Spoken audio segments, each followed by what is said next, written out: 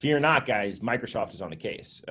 So, I mean, this is probably a tool I'm going to ignore because, again, I only use deep pics for porn. But meet Microsoft's Video Authenticator, which, guys, can analyze a still photo or a video to provide a percentage chance or a confidence score, if you're a stat guy, that the media is artificially manipulated or not. You just got to be good. They got to make it good. Yeah, I mean, I think like any technology, initially it'll be okay, and then it'll get better and better. Is it going to be like PolitiFact, where it's like only half the time correct?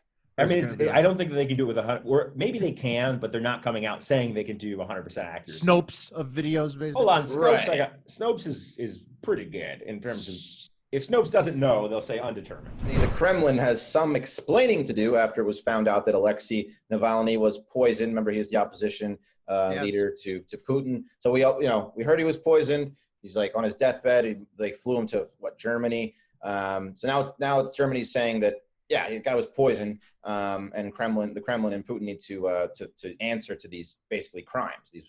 But I'm sure they're not going to agree that he's poisoned or whatever. No, they're not going to admit to anything. And Putin, yeah. Is this the guy that got poisoned like 6 times, or? They have the best poison. Let's be real. Kim Jong-un doesn't have just one type. He likes some husky too. And how do we know this?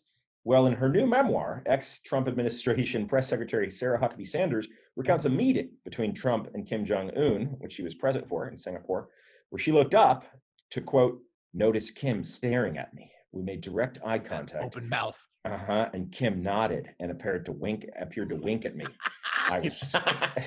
She said, I was stunned. I quickly looked down and continued taking notes. So it doesn't matter if like Rowdy Paper comes in and he tells John Cena to do something, John has to do it. So he comes in. And I'm sitting there, and all of a sudden I hear, hey, you, kid. And I look around, and all of a sudden I'm the last person there. Everybody left the locker room.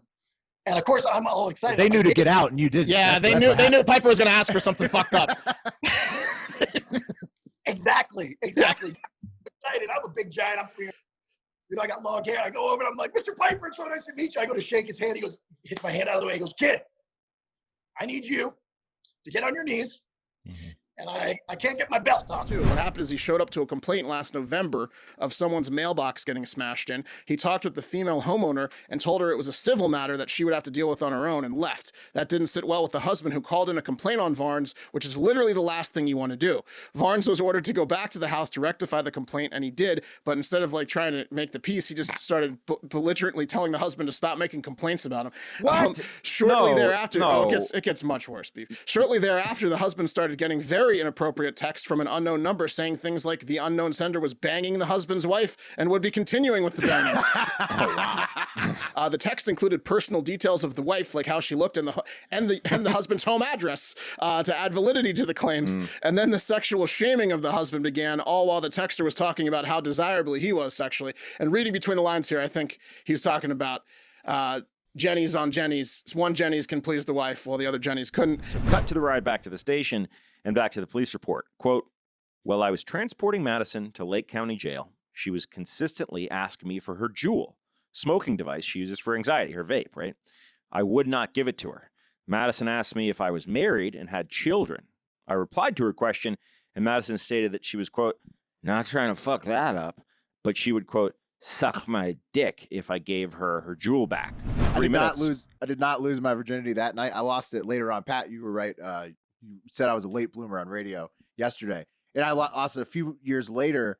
And she puked. You know, she went down on me, and it was that bad. Well, must have been she terrible. went down on me and puked. Holy shit! Have a great fucking day and weekend. Oh yeah!